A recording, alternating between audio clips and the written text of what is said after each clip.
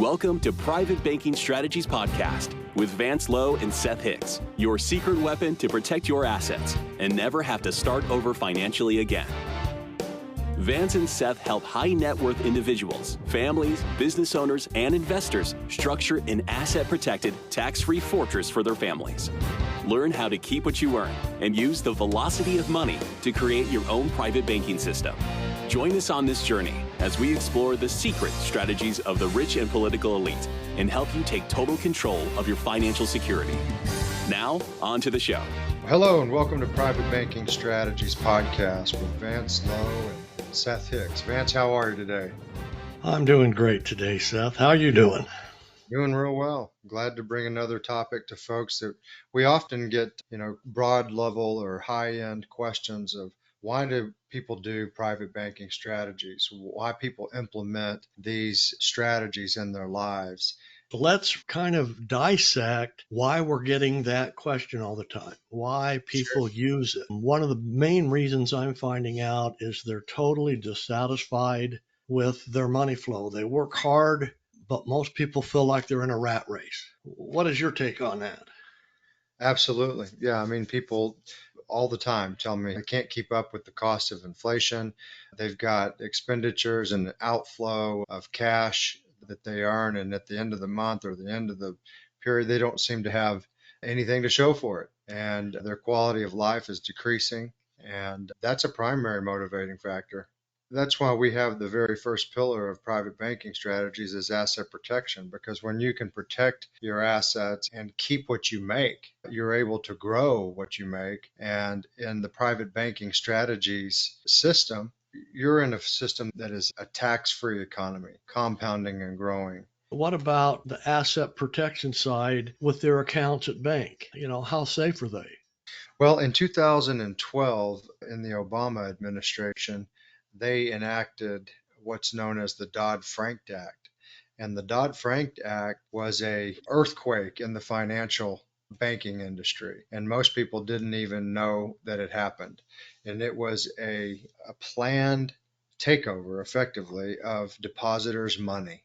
So when you go to the bank and you deposit money into the bank actually controls and has that money for their own use. So long as not everybody goes back to the bank at the same time to withdraw their money, the system works okay. But if there's a banking crisis like we saw recently with Silicon Valley Bank, or there's been numerous other banks that have failed, IndyMac Bank over history, and people rush to get their deposits out and they're not there. There are bank lockouts and people lose money.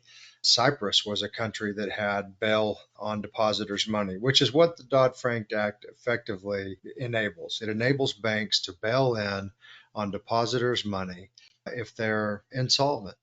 And the depositors are left with pennies on the dollar or with bank stock. And so neither one of those are acceptable in my estimation for most people. They just don't realize it. But when they actually swallow that red pill and understand that banks actually do have the right to bail in on their deposits and that their deposits are not theirs in the event of a banking crisis and insolvency, they come to terms with there's got to be a better way. And there is a better way. It's a way that's been around for hundreds of years.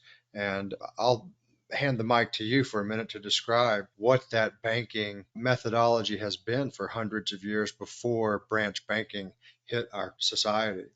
Yeah, so there seems to be a huge lack of education and information in our country. But our country in the past has been known for free education and the ability to learn almost anything. When the Federal Reserve was born, they literally took over our country. And because we had a young, budding company that just went from nothing to a powerhouse overnight, and there was a power here and a way that the American people could excel far beyond any other nation in our history. To get to the root of that was all the way down to the individual family. Each family had enough education so that they could survive. Just think of, the settlers. They could throw everything they owned in a covered wagon and go west and survive because they had the learning, the knowledge, and the training to be able to do that. Part of that was all about economy. These people would have to go out Sometimes they would be 3 or 4 families, sometimes it'd be a big wagon train or whatever, and they would start their own settlement, their own civilization, and they could put that together and create it and become extremely profitable, very powerful, because they understood the economics of how money worked, or literally how to run an economy. And that is what was taken out of our education. That's the big cause of our problems today, of where people are heading. That's why, Seth, I think you and I have dedicated ourselves to try to educate people to these 7 pillars, because this is the foundation of bringing people back into their own personal freedom state. So Right. asset protection is at the top of the list. We've got to be assured that what we have and we hold is ours. The government Right. today says, no, nothing you own is yours. That's the way they're treating us. But we do have deeds, we do have autonomy, we do have laws protecting us as long as we uphold those laws. The audience might be going, well, why do you have asset protection with private banking strategies? What is it, and why is it asset protected compared to traditional branch banking? And so, just from a high level, your cash assets kept in a bank are subject to being taken if there's a bank insolvency. Next, there is a federal FDIC insurance up to $250,000 per account. And people go, well, that's my insurance policy. But when you actually do a deep dive on the FDIC and its solvency, you'll find that it's on the very best calculation balance sheet, it might be worth 100 billion. And there are 20 trillion in cash deposits, in American deposits in bank. So 100 billion can't cover 20 trillion. And so if there's a catastrophic bank events and failures, the FDIC will not be able to make good on those promises to insure deposits, $250,000 or any deposit. And that's not just my opinion. There are other economists. There's a Harvard economist that's published paper on that. There's other peer-review tested articles that are out there for people's analysis that demonstrate the FDIC is insolvent and that centralized banks can bail in on your money. So then the next question is, well, where do I put it? Did that story feel like it was about you? Do you feel like you are generating a lot of revenue but are not moving forward as fast as you would like? Do you feel you should be making more progress toward your financial goals? Do you feel stuck? Let us help you get unstuck. Are you ready to take action and get your own private bank?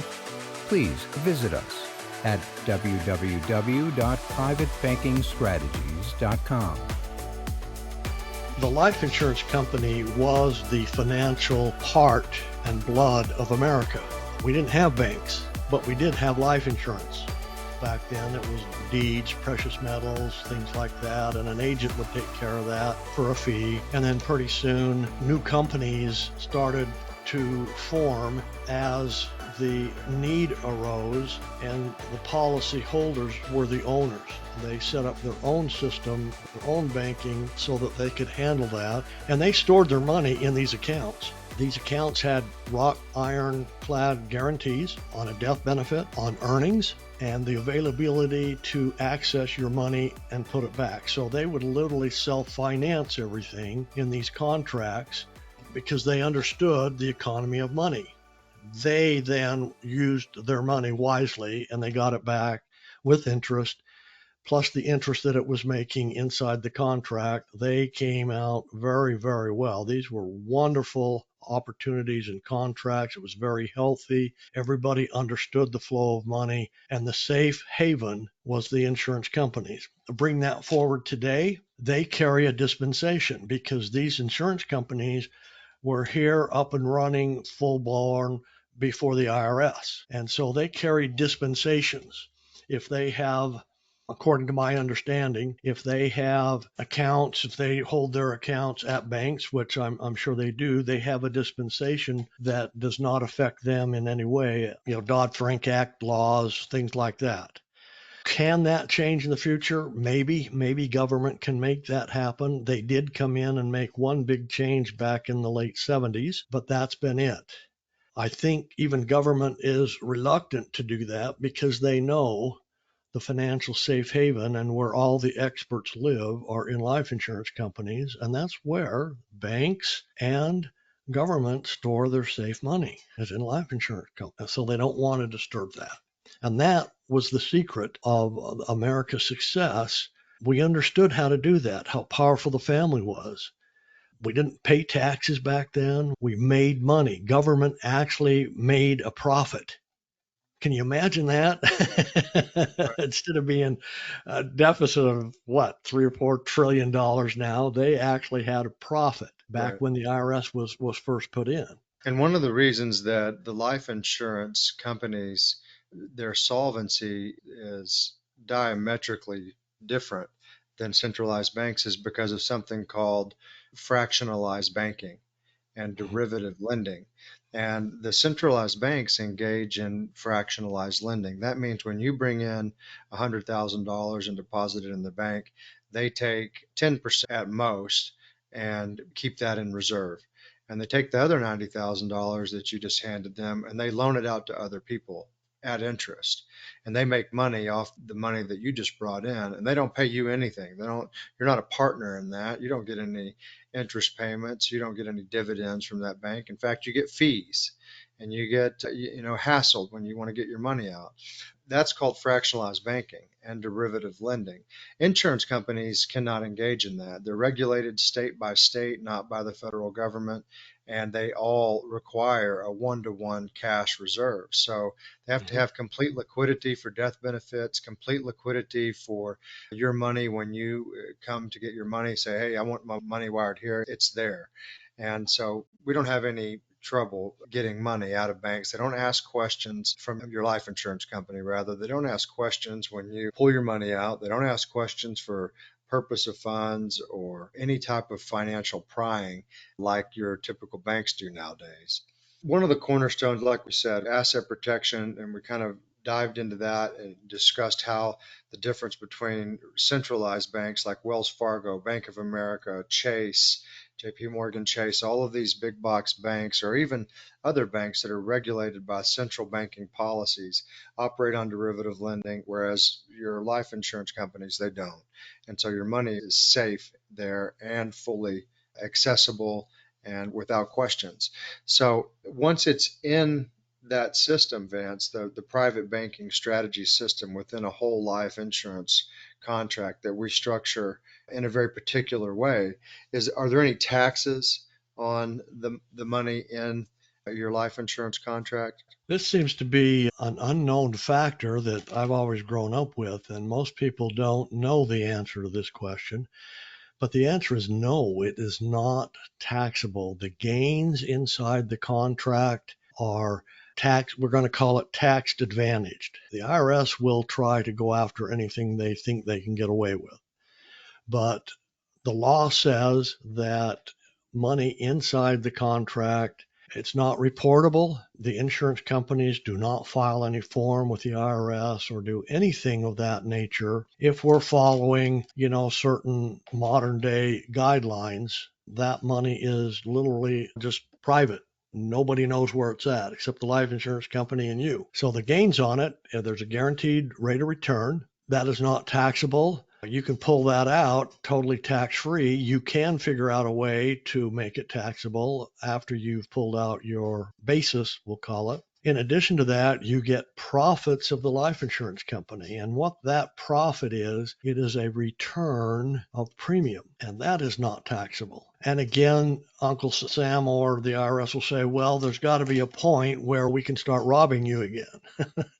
And yes, there is, but then these contracts have another key feature that stop that dead in the water. You can borrow the gains out. Loans are not taxable. And you figure out a formula there. I've got lots of people in full retirement living off of their policies, living off the income their policies provide, and absolutely no taxes whatsoever. So yes, you gain privacy and tax freedom. We call this, the money going into this contract is after tax. So we're paying tax on the money on the premiums that are going in. But the volume of growth is the harvest. So the seed is what we paid tax on. the harvest coming out, all this growth, totally can be non-taxed.